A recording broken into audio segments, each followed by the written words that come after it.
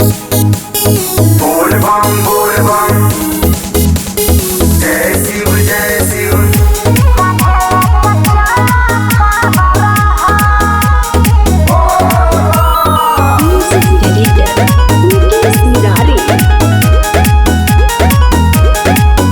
हम हद से ज्यादा जाने हिले, भोले बाबा के दिल से माने हिले। अच्छा। जब गिरुआ के धारण करे हिले, तब बाबा के भक्ति चिन्ह हिले।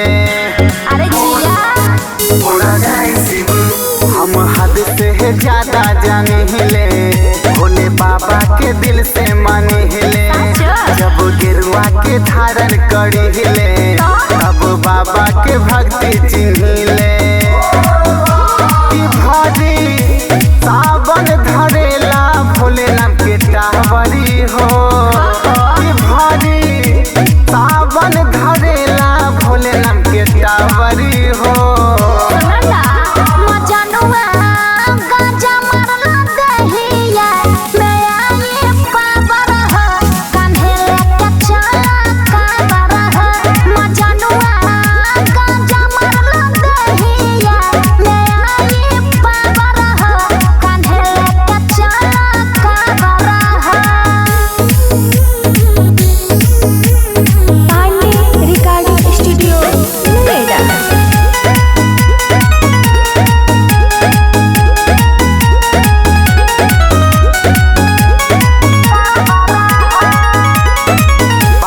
चेला सब खाला पिएला, तबे तो डाक बम बन के चलेला।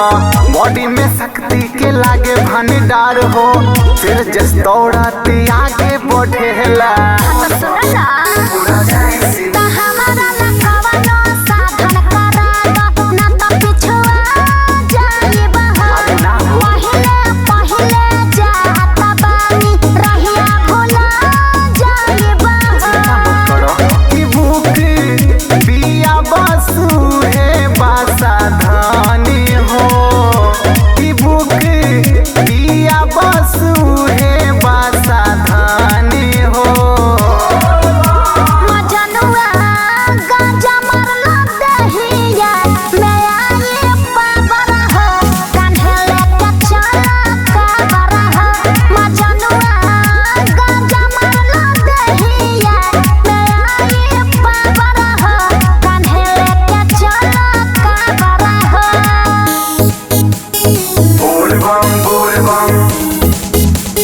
जय शिव जय शिव।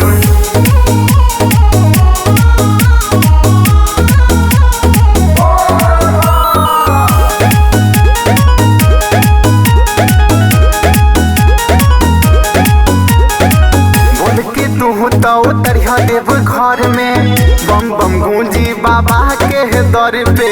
दूरे से तो है सांस होके लागी, आ गइल बानी बाबा के शहर में।